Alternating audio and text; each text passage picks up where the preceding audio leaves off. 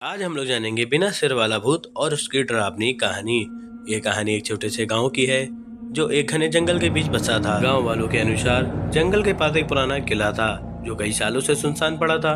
कहते हैं उस किले में एक बिना सिर वाला भूत रहता था जिसका रूप इतना डरावना था कि कोई भी वहां जाने की हिम्मत नहीं करता था।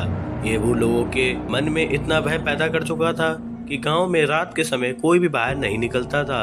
कहा जाता है कि ये भूत राजा रणजीत सिंह का था जो पुराने समय में किले का शासक था। राजा रणजीत सिंह बहुत ही निर्दयी और क्रूर व्यक्ति थे। वह अपने शासन काल में लोगों से जबरदस्ती धन वसूलता और जो उसे पसंद नहीं आता उसे किले में बंद करके मार देता था।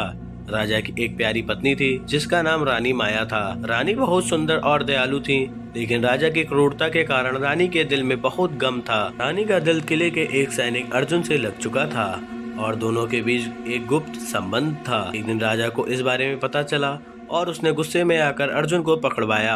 राजा ने अर्जुन का सिर काट दिया और रानी माया को के बगीचे में एक पुरानी कब्र में दफन कर दिया था। राजा के क्रूर कार्य के बाद किले में अजीब घटनाएं होने लगी।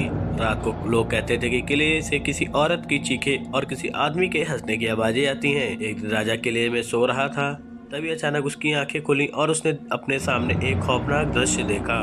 सामने एक बिना सिर वाला भूत खड़ा था जिसका शरीर खून से सना हुआ था। वह भूत धीरे धीरे राजा की ओर बढ़ रहा था।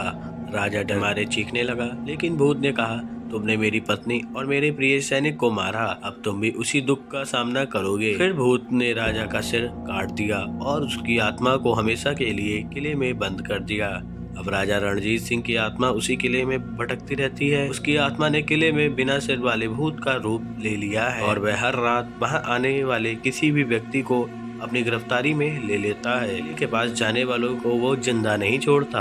आज भी उस किले का खौफ पूरे गांव में है। ऐसे ही कहानी सुनने हमारे चैनल को सब्सक्राइब करें और बेल आइकन दबाना ना भूलें।